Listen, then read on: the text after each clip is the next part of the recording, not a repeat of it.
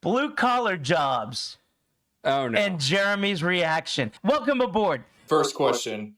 Where is your favorite gas station that you go to? I don't really frequent any gas station. I just usually make Good food. start. Next. Okay. I noticed criminal record you left blank. Yep, totally clean slate. That's not going to work. Misdemeanor minimum. Next. Hold on. I have to say this. I mean, Seth knows this. I am not a star kid. I've done pretty good as an adult, but you know, up until 18, I was pretty much a hellion. When I went to work in the jails, they had to do a background check. Uh-oh. And at that point, I was already an engineer. I already had a federal firearms license. So I'd gone through background checks. I had government clearance for top secret, but it's different for what I was doing. It's not as fancy as it sounds. And, you know, and I firearms licensee. So I had all those kind of background checks. And I'm in the interview with the sheriff's department who handled the jail background check for that. And we're going round and round, and they're like, well, what about this and what about that? I'm like, I told you about this. I told you about that, blah, blah, blah. You know, that was all before I was 18. I didn't steal my records. I've never hidden any of it. In fact, I tell my kids about it so that they're at least, you know, hey, you can turn your life around. And we go round and round and do all this stuff.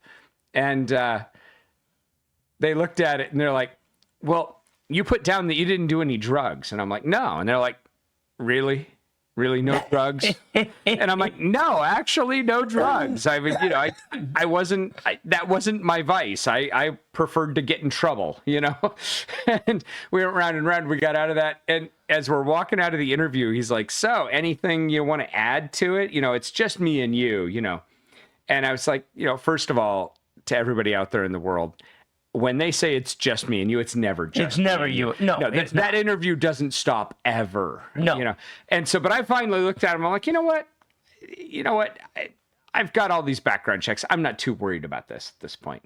And I looked at him. I'm like, listen, I never did any drugs. I never smoked pot. I never did anything else. I never popped pills. I never did any of that. I said, but you didn't ask me about alcohol. And he looks at me, and I just walked away. All right. A coworker tells you how they took a little ski trip last night. How do you respond? Oh, I'd go straight to the manager just to let him know that See, that was last night, not today. Yeah. If it ain't snowing, they ain't knowing. Oh, hold on. Oh my gosh. Knowing they ain't knowing. Oh my gosh, that is great, because this has nothing to do with construction. It has everything to do with teaching. When I taught in the jails, there was a rule that you couldn't smoke pot 2 hours before your shift. I thought it was 4 hours. No, it was 2 hours. 2 hours before your shift. Because the deal was I could close the bar down at 2:30 and then go smoke and still be ready for the day. And I was like, somebody had to write this into the contract? That's insane. You know. And then, Seth's going to be mad at me, but I'm going to say it, and I know he's always said it jokingly, but it's like, hey, a cup of coffee and a bump of and I'm good to go, Which for me is a joke. Yes, because absolutely. I barely drink. A couple times a year. To be honest, I don't do drugs. I'm that kind of party that I'm the most boring person on the planet. To be fair, I can thank God I don't. I can polish off a bottle of whiskey, and Seth can turn around and be like, "Hey, can I have an ounce of that?" And I'll be like, "Whoa, are you feeling okay? Do you need help? Is everything all right?" Next, coworker asks you to check his work, and he asks if it looks good. What do you say? Probably just critique him and give him an honest review. Say, looks good from my house. That's it. There's one thing I learned from you. From my house. No. What's the phrase you taught me? Taillight warranty? No, it's good enough. Oh, it's good enough for the girls we run with. No. It's good enough for government work. Oh yeah, well, see, there's a hierarchy there. Oh, there's a hierarchy. Yeah, good enough for government work. This is why we're doing this, so we can get the blue collar perspective. Good enough for government work is actually higher than good enough for the girls we run with. Oh, okay. And taillight warranty is like below that even. Wow. Yeah. So, I mean, so if I said good enough for government work, it was actually pretty good work. All right. All right. But we work a lot in the summer. If it gets too hot for you, what do? Probably notify his supervisor so he can go take a break and try and cool down. You just take some Triactin and go back to work. Triactin? I don't know what that is. I don't know what triactin is, but I'm sure it's something to cool you down or to pump you up. You know, it's funny. I did see this one ahead of time, just a little piece. And I was like, what the hell's Triactin? I was thinking like it was an actual good, like, you know, like some sort of like up or something, you know what I mean? And I was like, when he said it, I was like, oh, I'm using that with my kids. So I'm going to back this up about 5 seconds just so we can do it good. You just take some Triactin and go back to work. Triactin? I don't know what that is. Triactin like a man. Next. Yo, I'm here for the roofing job you have listed.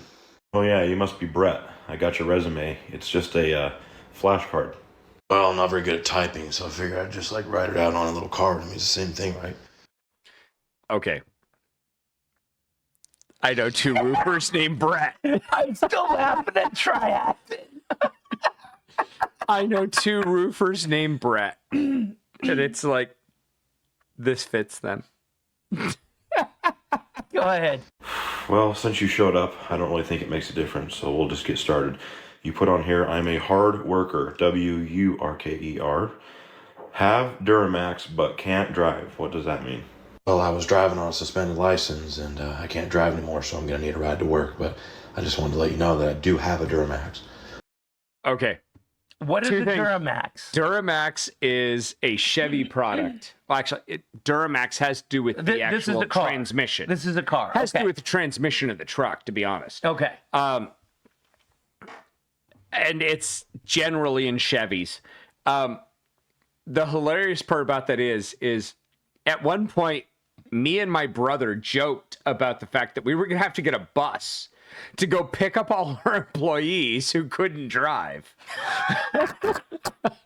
So this is the true thing. Oh my gosh, yes. And every job I've ever had, it's like, do you have transportation, a way to get here? Do you own a vehicle? Yeah, even as a teen, you have a car? Yeah, of course I do. Yeah. How do you think I'm going to get to work? So you had to go pick people up. No, there was a point where I think one of our employees was picking up like 2 or 3 other guys. Oh, God. But also, the Duramax thing, and this is one of the reasons why I rag on Chevy so bad. I had a Chevy, and I'm not kidding, every 50,000 miles, the transmission blew up in it. And I had it for 250,000 miles. So I stick with shit that's broken. But So you had to fix it 5 times. I did literally fix it 5 times. But Duramax, buddy of mine, like, I swear his name wasn't Brett, but it was damn close as far as this is concerned. He, like, Duramax and all this stuff, and we were driving to Arizona for something, and it was like 5 a.m. We'd left my house at like 2 a.m. to do this. The idea was we'd be back by like noon, 2 o'clock in the afternoon to go to Phoenix. And we lose the transmission somewhere in the middle of nowhere, and we limp it to a gas station, or not a gas station, a rest stop. And he was like, I don't understand how this could happen. It's a Duramax. And sure enough, the Duramax transmission had worn a hole in it and lost all its transmission fluid. And I was just like, this is why I don't own Chevys. Well, I make payments on Duramax, but it's mine. Okay, so you also put, I love cigarettes, can only work Wednesday. Why can you only work Wednesday? This is Monday through Friday. That's what I'm hiring for. Well, Monday, Tuesday, Thursday, and Friday, I got community service, and also over the weekend, too. Well, Brett, you're the man for the job. Can you be here next Wednesday? Probably not next Wednesday. I got court, like a child support payment thing. Apparently you have to pay, and I haven't been paying for about 10 years, so. Okay, what about next Wednesday? And you put on here... See previous comments. Drink on the job. No, you can't drink on the job. Yeah, I can be there that Wednesday. It's just a question, man. The job is just concrete laborer, so just tell me a little bit about yourself and why I should hire you. To be fair, I didn't know this was coming. I hate concrete. concrete and drywall are the two trades I will hire out as soon as I possibly can. Okay. If I'm doing concrete or I'm doing drywall, it's because I am broke. And there is Okay. absolutely no one I can find to do it. Okay. So there you go. Just starting out this.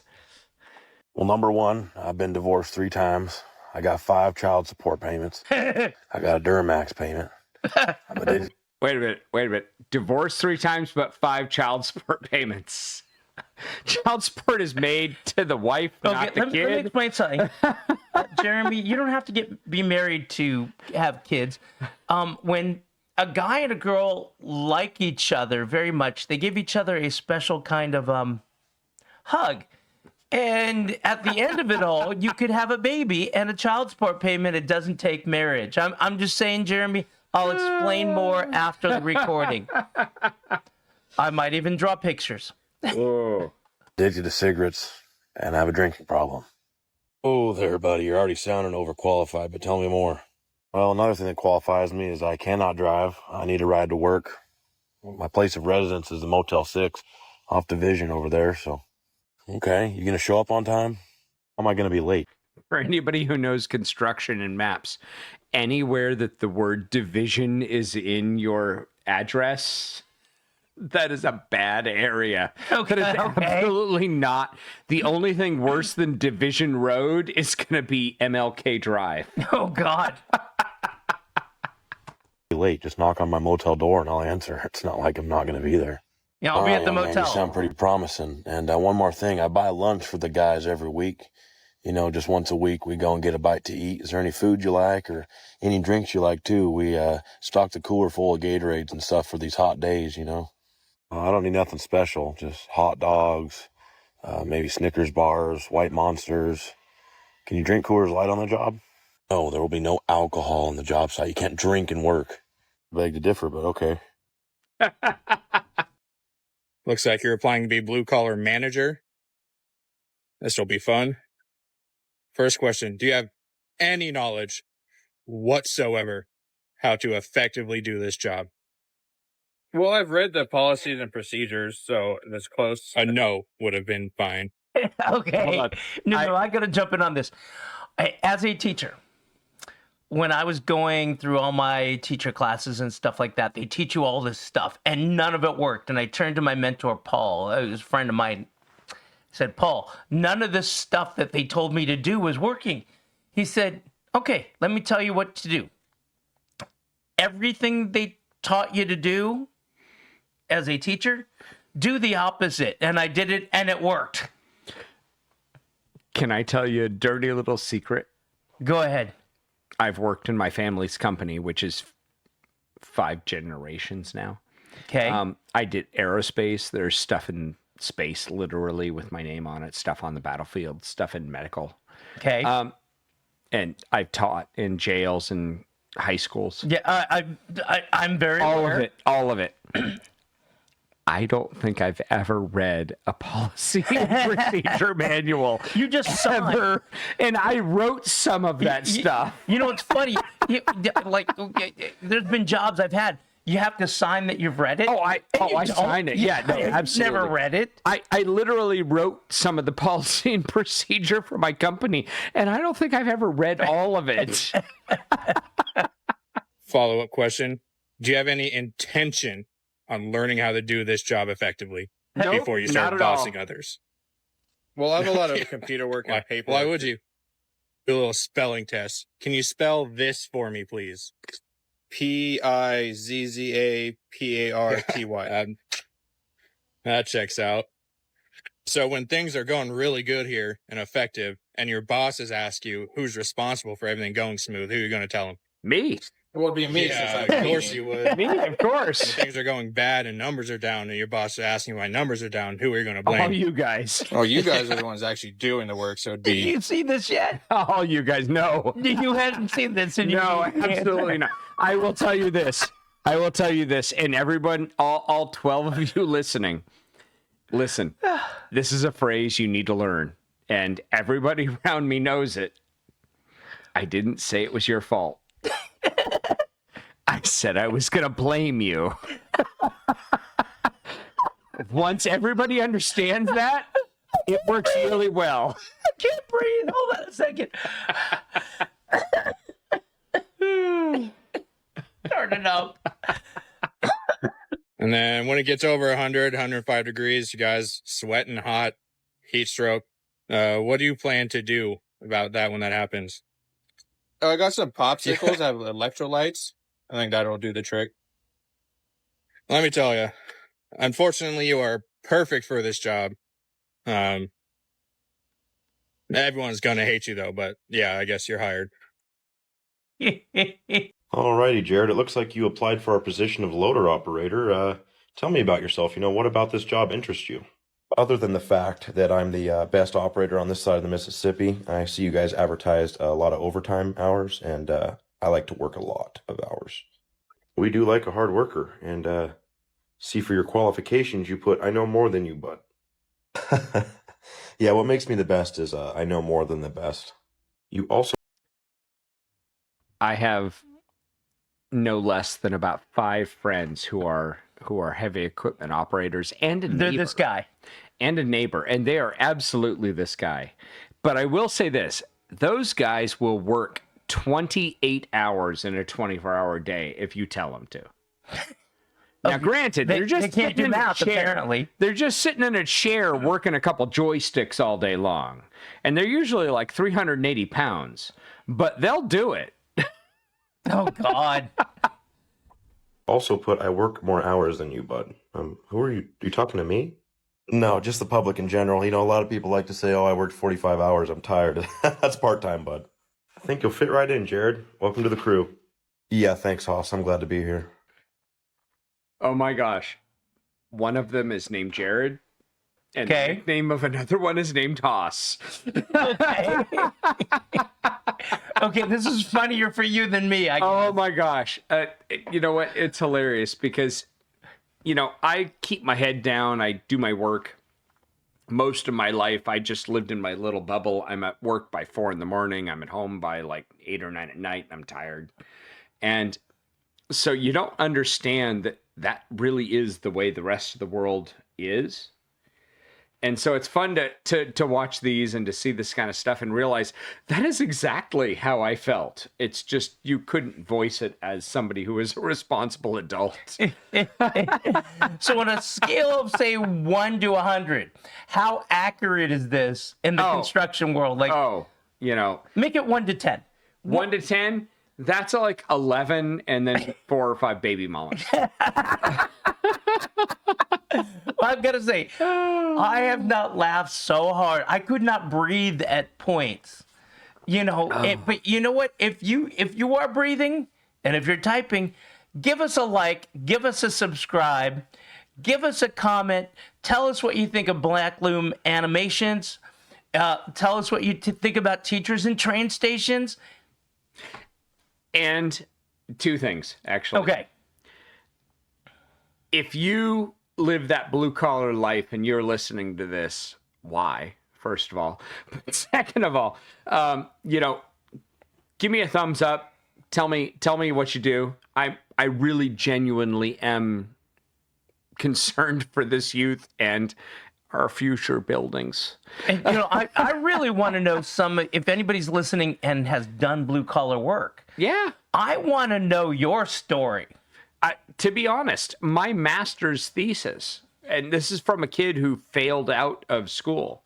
My master's thesis was on how this CTE world actually helps everyone, helps anyone in any aspect they go to.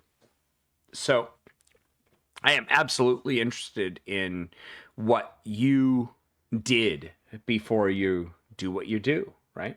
Yeah. Maybe you're a doctor now. Did you work as an auto mechanic in high school? Did you do this? How did that help? You're a history teacher.